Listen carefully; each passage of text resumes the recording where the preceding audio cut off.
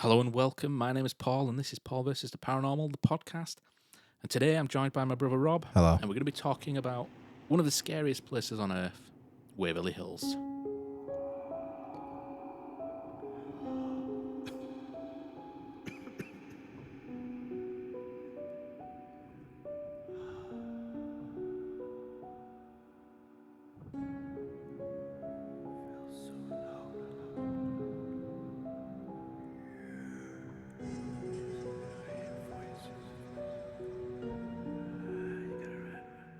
So what was the place called again? It's Waverly Hills. Waverly Hills 90210. No, Cut! not Beverly Hills, Waverly Hills. Waverly Hills. Were a bunch of teens slaughtered at this place? No. But a lot of people died there. So, correct me if I'm wrong, but this was a place where tuberculosis patients went, right? TB patients, yeah, that's correct. Tuberculosis, yeah. Yeah. Known as the White Plague. What? But yeah, it was a tuberculosis hospital. It's not a sanatorium in the sense that they housed mentally ill patients there. It was a sanatorium in the sense that people went there to get better, but they very rarely did. It's a bit about the history then there. So the Waverly Hills Sanatorium is located in the Waverly Hills neighborhood of Louisville, Kentucky. In the early 1900s, Jefferson County was ravaged by the outbreak of tuberculosis, like we've just covered. The White Plague? The White Plague, that's the one, yeah. And prompted the construction of a new hospital. The sanatorium opened in 1910 as a two-storey facility able to accommodate between just 40 to 50 tuberculosis patients. Now, I say just 40 to 50 because in its height, it had a hell of a lot more than that.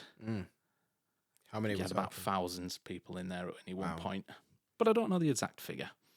So the hospital eventually closed in 1961 due to the success of the antibiotic drug streptomycin. Try saying that 3 times fast. Streptomycin, streptomycin, streptomycin. Oh, That wasn't as funny as I thought Never it was going to be. Anyway, so with the new drug, places like Waverly Hills were no longer needed. So they all shut down or were converted into other properties. There were plans for this to become a prison and apartments, and they all fell through until it was bought by the current owners and turned into a haunted a place for ghost hunters to go. haunted attraction? Yeah, I think they do stuff for Halloween. Let people go around. So regarding the people that died there, it's been estimated that as many as 50,000 people may have died there. That's a lot of people. That is a very lot of people. But there are also That's a very lot of people. there's also people that say it's probably as little as 6,000, which is still a lot more people that have died than they should. Yeah. But 6,000 to 50,000, I know which sounds better when you're selling ghost tickets, and which sounds better when you're thinking about the people. Yeah. So yeah. But yeah, anywhere between 6 to 50,000 people died there. Now Waverly Hills has cropped up on many programs over the years. I remember the first time I saw Waverly Hills, it was on a program called Scariest Places on Earth. It's featured on programs such as Ghost Hunters and was tipped as one of the most haunted hospitals in the United States. Didn't the good folks at Most Haunted do one? They as did, well? yes, at one point, yeah. That's in the next sentence. Yeah. So yes, Most Haunted was also went there. They are a British paranormal show, which, love it or hate it, they've pretty much been everywhere. It featured, like I said, on Scariest Places on Earth. It also featured on VH1's Celebrity Paranormal Project. Now that's an interesting show to watch. It's about a bunch of celebrities that get locked up in haunted places in the night, given tasks like standing in a room blindfolded, or standing in a room and get left on your own by your partner that's come with you.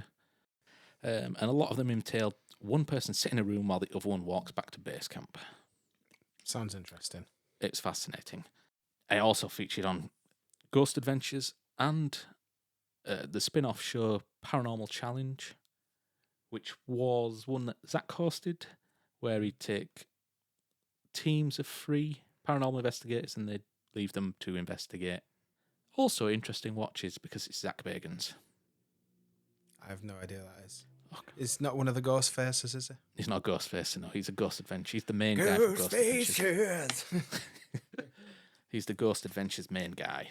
It features on other programs as well, such as like Ghost Asylum, Paranormal Lockdown. It was even mentioned, and get this, it was even mentioned on Supernatural. Oh. See, we like Supernatural. We do, yes.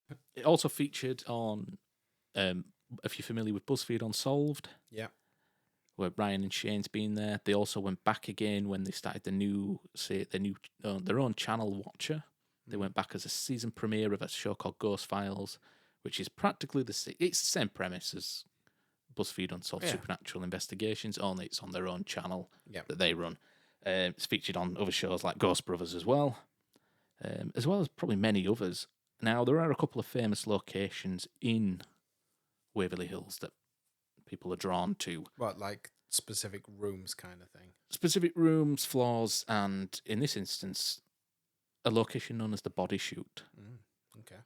Which is a tunnel that runs underneath the sanatorium, under the grounds, where, as you can probably guess, being called the Body Chute, is where they wheeled the bodies out of the building after people had passed away. Now, no, the tunnel primarily served as a passageway for transporting bodies and supplies in and out of the sanatorium. It's about 500 feet long. So, yeah, I'll be honest, I don't know how far 500 feet actually is.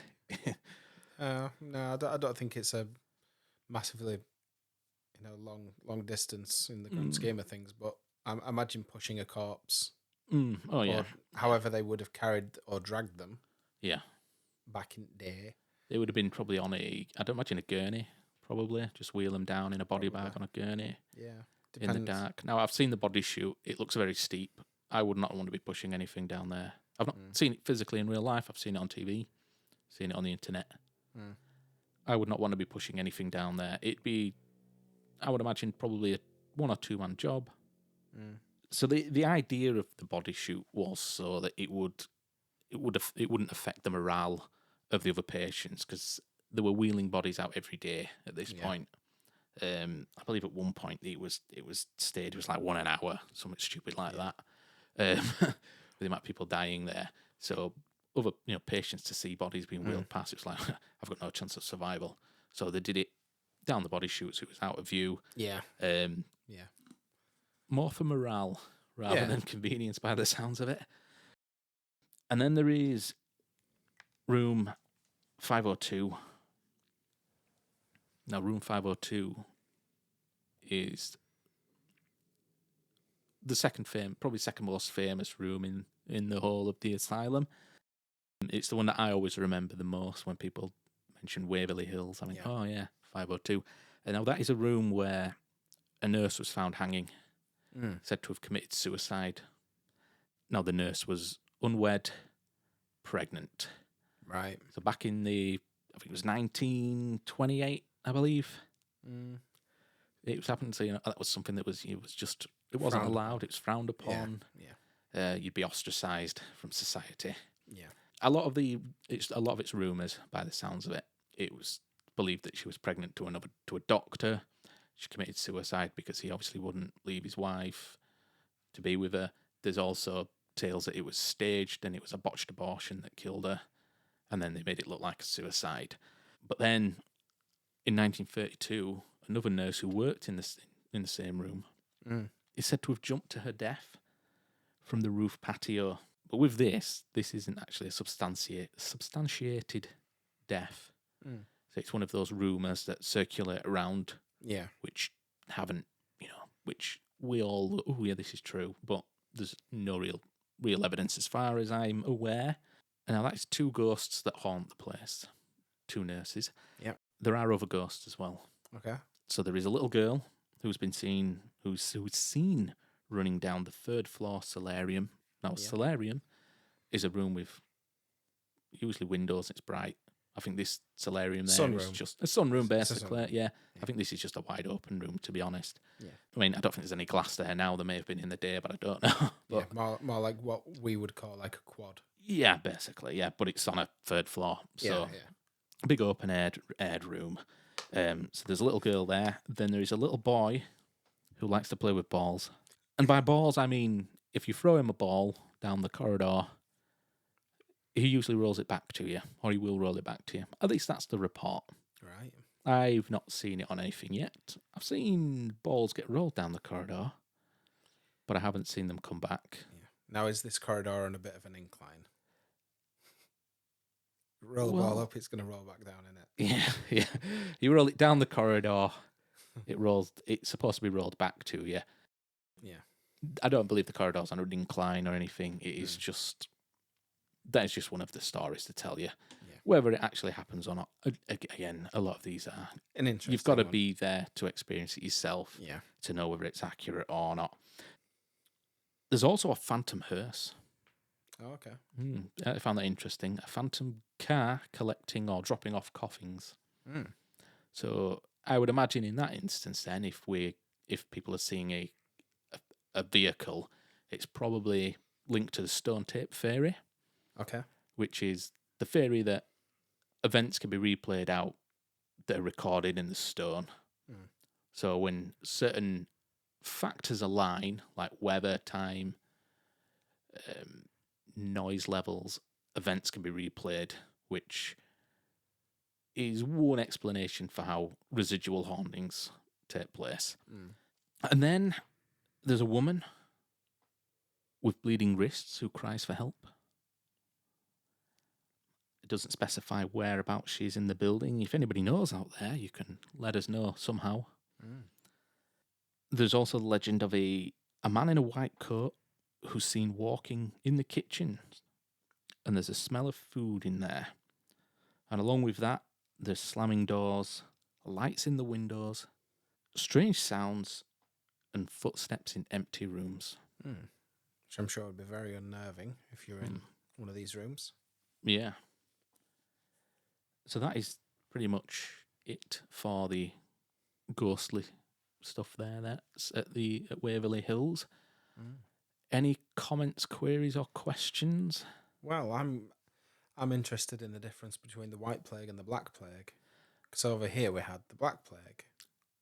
Yeah, Were at a similar time, or were no, Black wait, Plague no. was way earlier? Wasn't Black Plague, you're looking at, I believe, like 13th century onwards, it? up to, I think, 1665, up to the Fire of London, basically, 1666.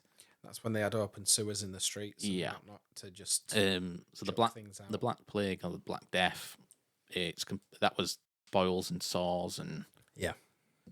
Tuberculosis it affects the lungs Yeah. and the breathing. Yeah. And I'd imagine they're both painful ways to go. Yeah, absolutely. I wouldn't wish that on my worst friend. Because you have no enemies. No enemies. I have no friends. Not true. Disclaimer: I have friends. No, I don't think I have any further questions. I mean, Mm. we've both been on Ghost Hunt. You on Yeah. more than me, Mm-hmm. Yeah. and this would be a location that'd be an interesting one to go around with. Oh, absolutely. Yeah, You would. I mean, the place is massive, so you would need. You'd need a team. You could go down in as a pair or a small group. See, I like when on the TV shows they have like the cameras set up in loads of different rooms so that you don't miss if anything did happen. Oh yeah. You need your locked off static cameras. I mean, the thing is, nothing does happen on these TV shows, which is frustrating. Yeah. Other than bits of dust and whatnot. Yeah. Dust orbs. Yeah.